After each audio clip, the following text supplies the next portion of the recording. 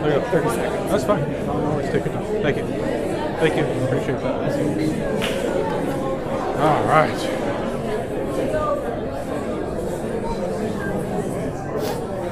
I like your raincoat, by the way. It's a cute little thing. A little red one. It's very nice. All right. We're live. Are you ready? Okay.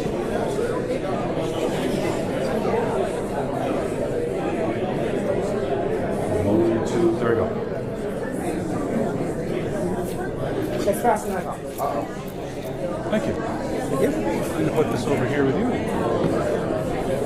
It's muted, but You're not. You're live on the screen.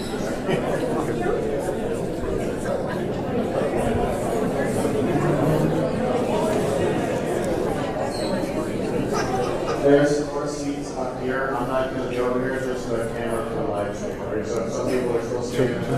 There's some seats right up front. all right. Well, good evening. Good evening. It's wonderful to see you. Thank you for coming out on such a rainy night. And as I was telling Pastor Weber, he's got to be careful what he prays for, because obviously he's got a good connection to the Lord, right? You pray and down comes the rain, man. So that's impressive. Also, a special welcome to any who may be joining us online. This is a new thing we're trying out. We're trying a capability to be able to live stream adult education opportunities like this. So welcome to any of you joining us there. It's a pleasure to have you. So thank you. First of all, I want to say thank you. Thank you for all of you for coming out to hear about my trip. This is really exciting for me. Thank you to the Mission Committee, which generously funded the trip there. Thank you to the Church Council for giving me the time to go on the trip. And thank you to the congregation for the ability to go to Ethiopia. So now, I forgot to turn this on. There we go. So Ethiopia is a country in Africa, and it's this country right here. So the purple, you might remember this from a couple of weeks ago, the purple, that's Christian. It's a map of world religions. The green is Islam. And this little bulwark, this little beachhead into the Muslim world, that right there, that is Ethiopia. So it's a sub-Saharan country which is surrounded on multiple sides by Muslims. And Ethiopia as a country is about a third Muslim and about 2/3 Christians. And it's divided largely along geographical lines. And so the Muslims live down here in the lowlands of Ethiopia, and the Christians live up here in the highlands of Ethiopia. And Ethiopia is called the roof of Africa. It's a very tall, very high country. The capital city, Addis Ababa, is at 6,600 feet. So it's higher than Denver. A very, very high country, and a very proud country. It's a very, very proud country with very, very deep Christian roots. So here's the story that the Ethiopians tell about themselves. So the Ethiopians, they trace their Christian heritage all the way back to about the year 960 BC and to the Queen of Sheba. Remember that story? So the Queen of Sheba, and here she is right there, right? The Queen of, there's elephant tusks. The Queen of Sheba comes to visit King Solomon, and she's so impressed with his wisdom. There's this line in the Bible, and Solomon gave her everything that she asked for. And the Ethiopian says, well, obviously what she asked for was a child. And so the two of them got together. She got pregnant. She went back home. Her son, right here, named Menelik. Again, this isn't in the Bible. This is the story they say, okay? And then her son Menelik, when he grew up in years, he went back to Jerusalem to go see his dad, Solomon. And he spent time in Solomon and in Jerusalem. And then when he came back home, he brought with him the Ark of the Covenant. So there you can see the priests carrying the Ark of the Covenant on their head. Again, this isn't in the Bible. This is the Ethiopian tradition. And then years and centuries go by, and remember the story of the three wise king? Well, one of them is King Belshazzar. And the Ethiopians claim that, he says, that was our king. And so one of our Ethiopian kings was one of the three wise men who went up to Bethlehem and gave gifts of frankincense, because that's what Ethiopia is known for. And then, of course, you remember in the book of Acts, the story of how Philip ran out to the chariot, and then he baptized the Ethiopian eunuch. And the church says, well, that Ethiopian eunuch returned to Ethiopia, and he planted the church there. So the story that the Ethiopians tell about themselves is that they have a history, Christian history, which goes all the way back to the very first years of the Christian church. And then beyond that, it goes back almost 1,000 years to King David. That's the story they tell about themselves. Now, we can't necessarily corroborate that. We do know that the church has been in Ethiopia since at least the 3rd century, so the 200s. We have evidence for that. And Ethiopia became a Christian nation in the 500s. So they've been a Christian nation for almost 15 centuries. Really remarkable. And they're very, very proud of their Christian heritage. But Ethiopia is unique in the world in that there is this big focus on the ark. So remember going back here, there we've got, they're carrying the Ark of the Covenant back. Well, the ark is the central focus of the Ethiopian Orthodox Church. So I happen to be in the holy city of Aksum, which is where tradition says that the Ethiopian Orthodox Church holds the ark to this day. Of course, no one is allowed to see it, but one day out of every month, before the sun rises, they have a procession where they take a replica of that ark out and they parade around the city, and then they go back into the church. It all happens a couple hours before the sun rises, one day of the month, and by God's providence, I happened to be there on that day. So it was a remarkable day. So my friend and I, we went and we saw this procession of the ark, and there you can see the priest carrying what they claim to be the Ark of the Covenant upon his head. Don't know why he carries it on his head, but he does, carries the ark on his head. And then here's a little video. It's about a minute long, but you get a sense of what this processional looked like, and I hope we can hear it. So here you have the Ark of the Covenant under the umbrellas.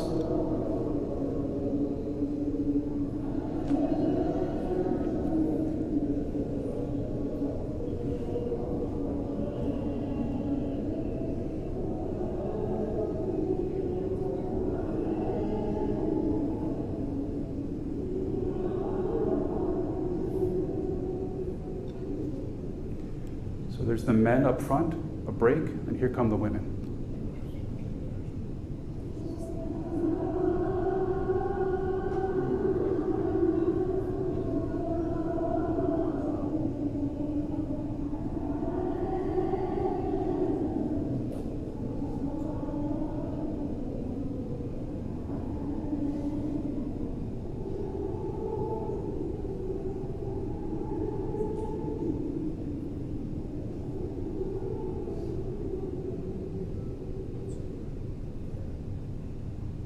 Thousands and thousands and thousands of people out before the sunrise, following what they claim to be the Ark of the Covenant and singing, God have mercy, Christ have mercy, Lord have mercy on me. Very powerful, powerful moment.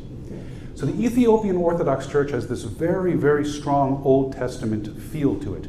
There's fasting days. They fast from certain types of meat.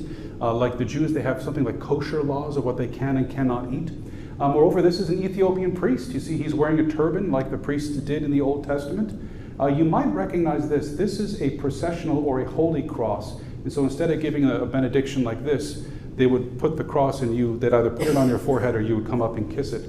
And we have a cross that looks very similar to this, hanging up right over there in our cross wall. If you remember, we had an Ethiopian pastor come and visit us, and he gave us a church very similar to that. So that's kind of what the priest looks like. And here's what their worship sounds like. And this is only about 10 seconds long.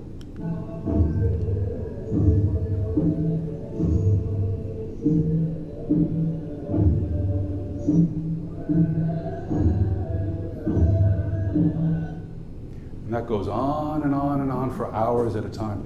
As a matter of fact, about 2 o'clock in the morning, they start worshiping. And they worship by loudspeakers, so whether you want to hear it or not, you hear that for about 2 hours.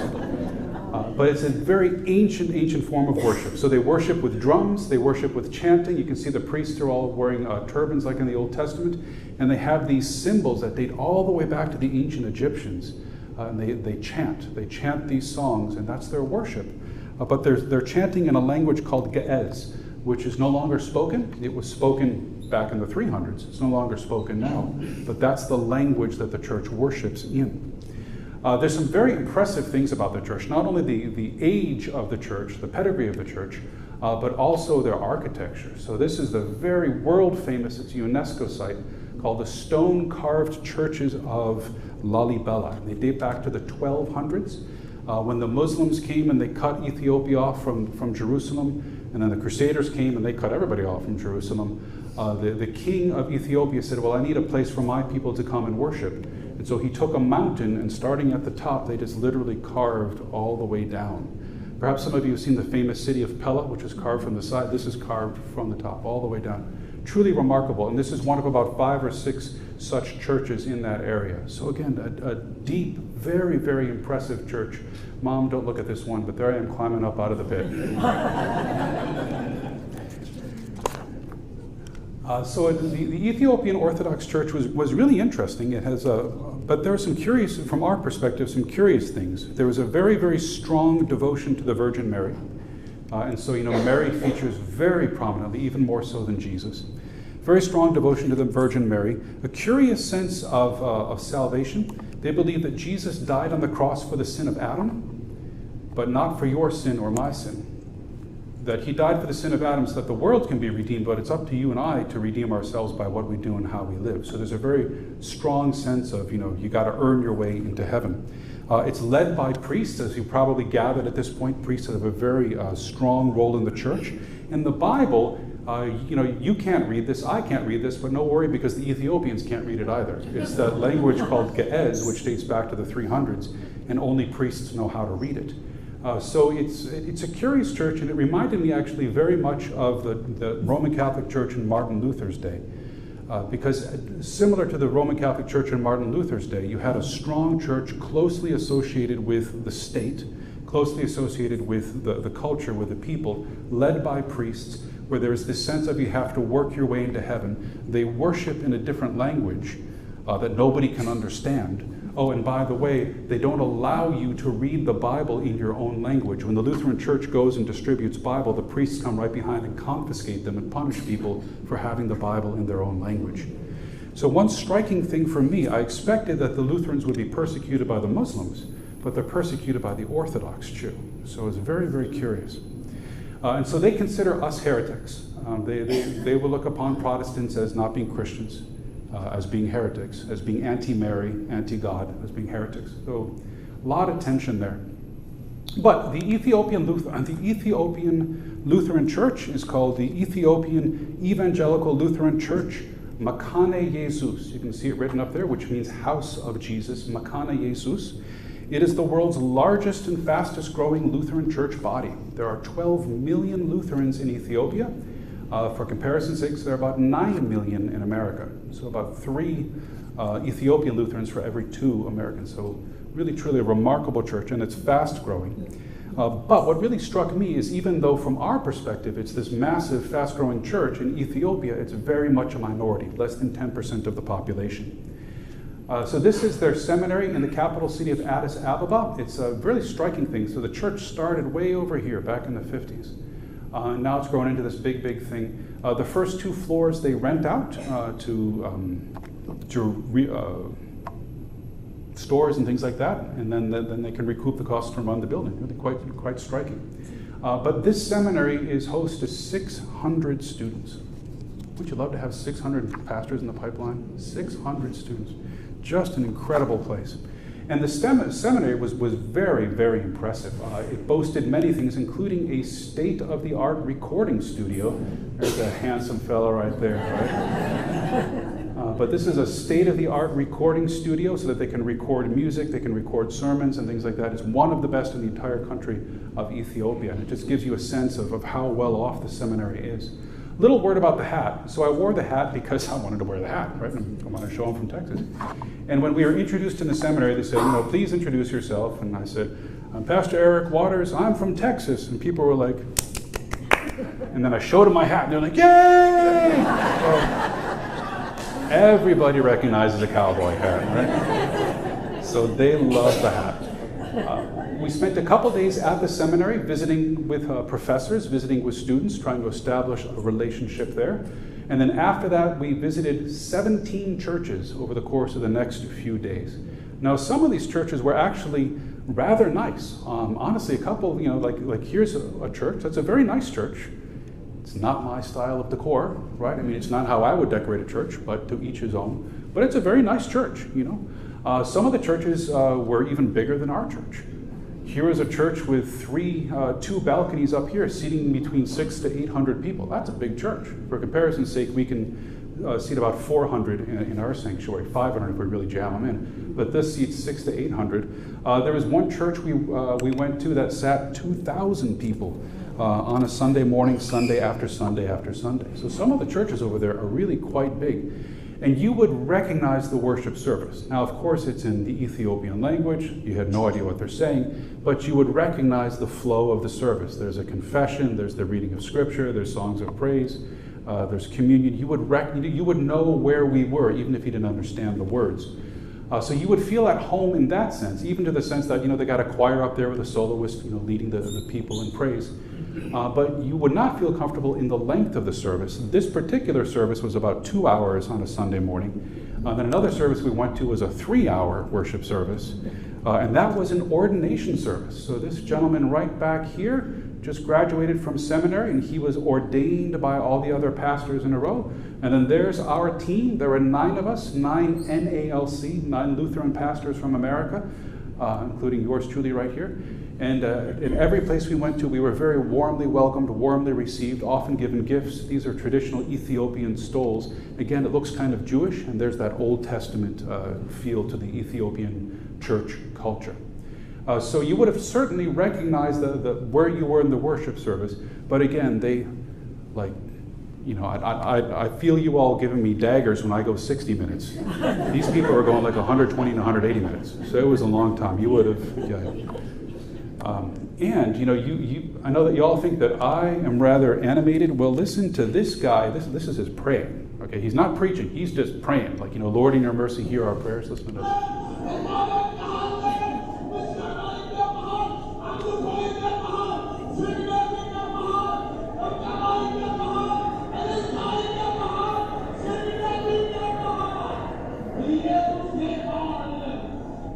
And that goes on and on and on for about 20 or 30 minutes of prayer. So I think I'll try that this Sunday.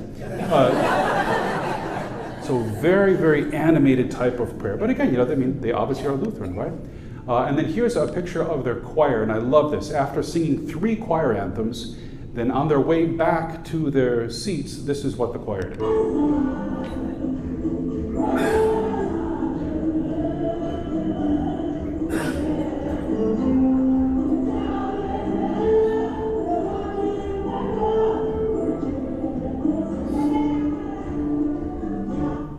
That went on and on and on. In the background, you could hear what's called ululation, which is when the women go, all right? So you'd hear, amen, hallelujah, they would just break out all over the place. And again, remember the culture, the context. In the Ethiopian Orthodox Church, the people have lived, they cannot understand what's going on, and it's those priests up there with those symbols going back and forth. You contrast it to something joyful like this, and you can see why the Ethiopian church, the Lutheran church, is growing so quickly, because it's so joyful, and it's in their own language. So it was a wonderful, wonderful experience. We visited many churches. We were greeted, warmly received by each and every one. Many of the churches were really very, very nice. I mean, some of them larger than our church, but not all of them. Here is one of the churches we visited, and this was in the countryside. You can see it's made out of, some engineers, I call this corrugated iron. Is that the right word? Tin, corrugated tin, okay. So it's just made out of corrugated tin and then trees, lumber that's cut down and kind of lashed together. I made the mistake of saying, hey, can I use your restroom?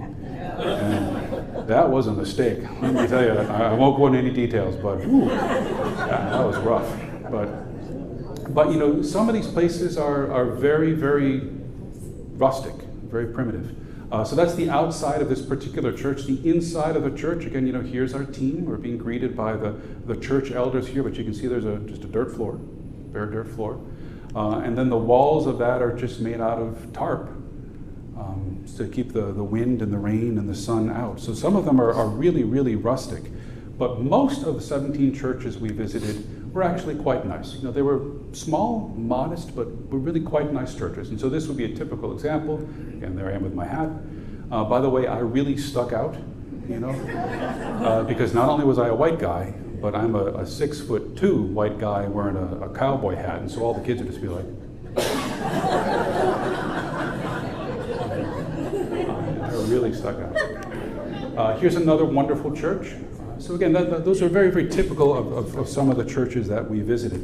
And I was really struck by this church. Now, this is a house church.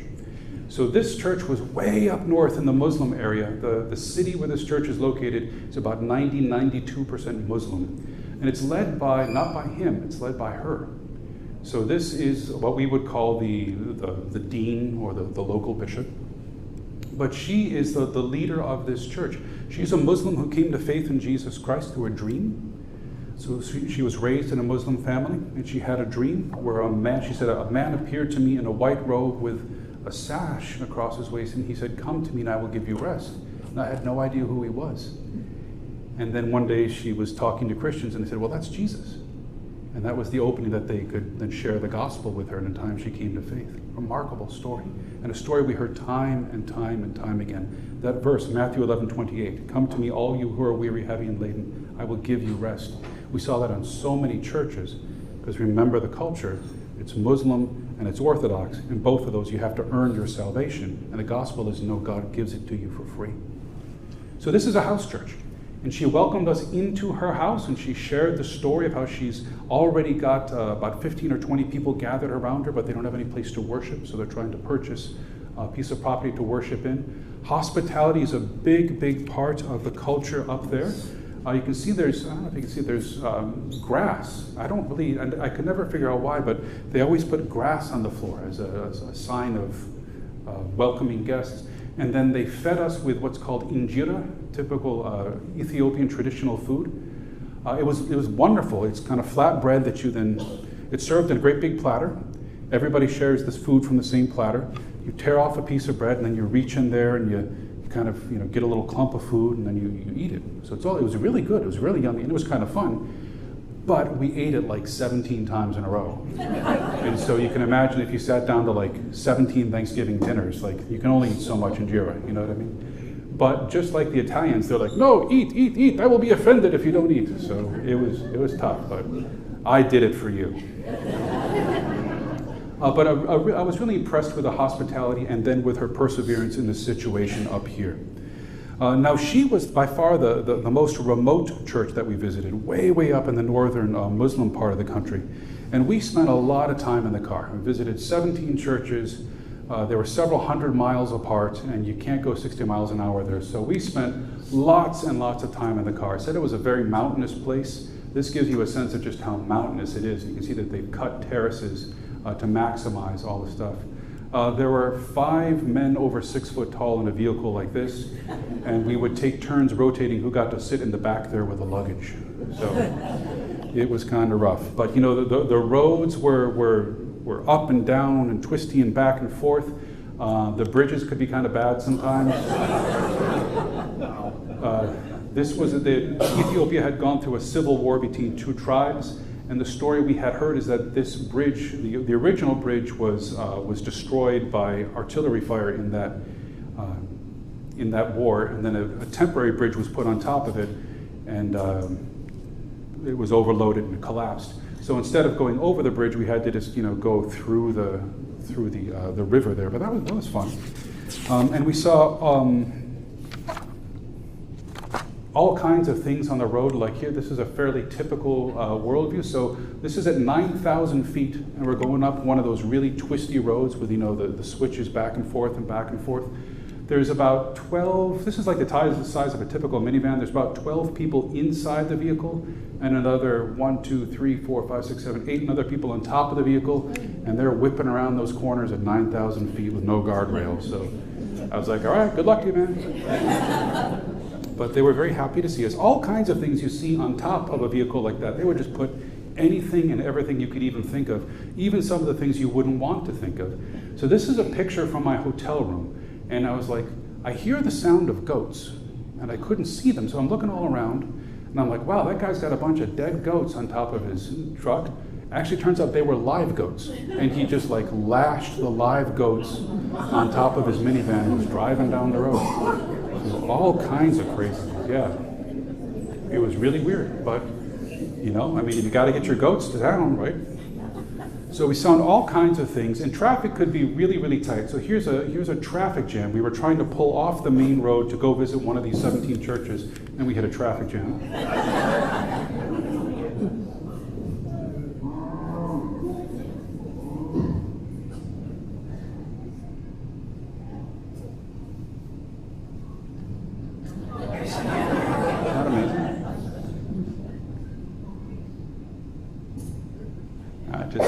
I could not believe it, but they actually use camels over there. like half my pictures are people with camels. I just couldn't get over how many camels there were. But here, this is a typical street scene. You've got a little bajaj, a little motorized trike there. 2 camels being used as beasts of burden. Here's an Orthodox priest here, just kind of a typical scene. You'd see this all of the time on the road in Ethiopia. And then off the road, you saw all kinds of things. You know, I showed you at the beginning of the slideshow, I showed you that state-of-the-art recording studio in the capital city, in the seminary. Out in the country, you'd see things like this. This is a wooden plow. So, you know, when I do research for like the Old Testament, I see Egyptian wall carvings of things like this.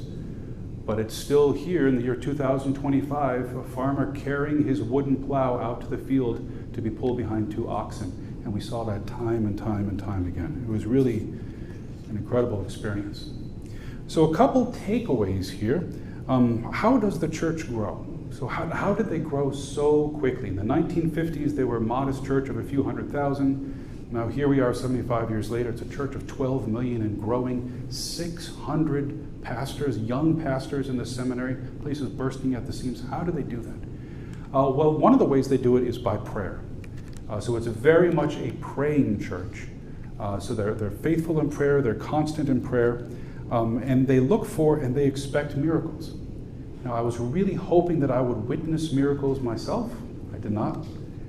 But I heard many, many stories about how people came to faith. This is that same woman who hosted us in her house, right? So that same woman who hosted us in her house, she shared the story of how she came to faith. Other people shared the story of how they came to faith, which would include, you know, I was healed, I had a bad back and I was healed. My cousin was sick and on his deathbed and the Christians came and prayed for him. Stories of demons being cast out. So this is one of the ways that the gospel advances into dark parts of the world, is by manifestations of the Spirit. The Holy Spirit is at work in Ethiopia as we see him at work in the book of Acts. So there's prayer, there's miracles, strong Bible teaching and endurance of persecution. So again, she hosted us at her house, which is this, right? This is what the houses look like out there. You know, dirt floor, concrete brick buildings. That was a month ago. And we just found out last week that shortly after we were there, the Muslims found out and they came and they beat her. But she couldn't go to the hospital because she's Christian and no hospital would take her. But that's what pastors do. They're willing to be beaten, be persecuted for the sake of the gospel. So these are people who put their faith into action. It's really astonishing. So when I asked them, why does your church grow? They'd say, well, because of prayer, because of Bible preaching. You know what? I think we have those 2 things pretty good in this church. Right? We're a church that believes in the Bible, preaches from the Bible, teaches the Bible, believes in prayer. And the one that surprised me is what they call development, or what we would call community outreach.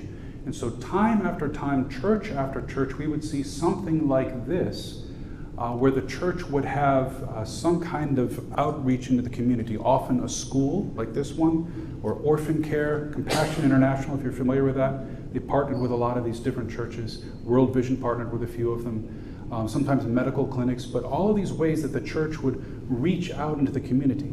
And the story that we would often hear, especially in the Muslim lands, is that a Christian would go into a Muslim town or village, would start one of these outreaches, years would go by, and then after a couple years had gone by and won the respect of the people, then the community would begin to ask, why do you do this anyway? Why do you, a Christian, come to our community and teach our children? And he'd say, well, let me tell you about Jesus.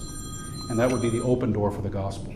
So that's one thing that really struck me. Probably the thing that I was most surprised was I went over there wanting, hoping, praying to see miracles, and instead what I saw was this hard work of investing in the community, reaching out in the name of Jesus, meeting people's needs.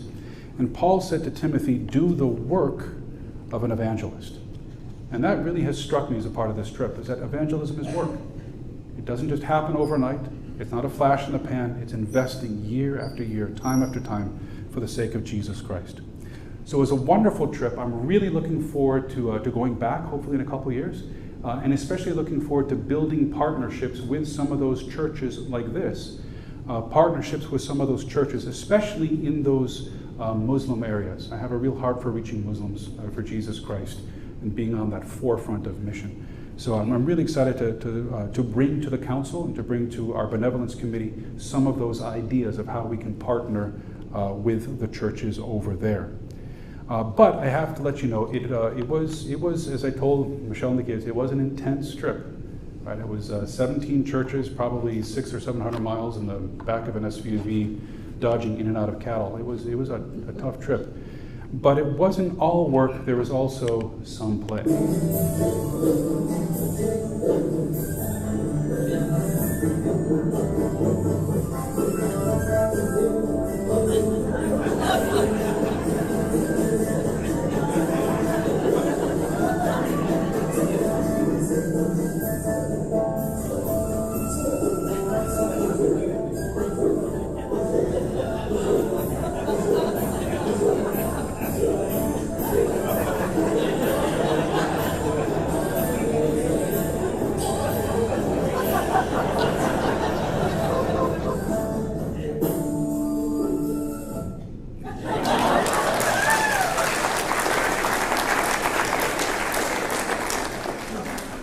Was at a restaurant in Ethiopia. It was 6,600 feet. I was about ready to die by the end of it. I didn't know if I'd make it through, but we did. So again, thank you. Thank you very much to the congregation for letting me go for 2 weeks. Thank you to the mission committee for funding the trip. Thank you to the church council for supporting me.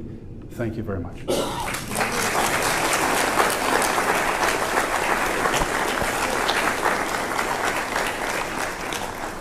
So it is 7:30, and I promised I'd be over by now, but if anyone wants to stay around and talk, I've got a microphone here, or you can just kind of come up and talk.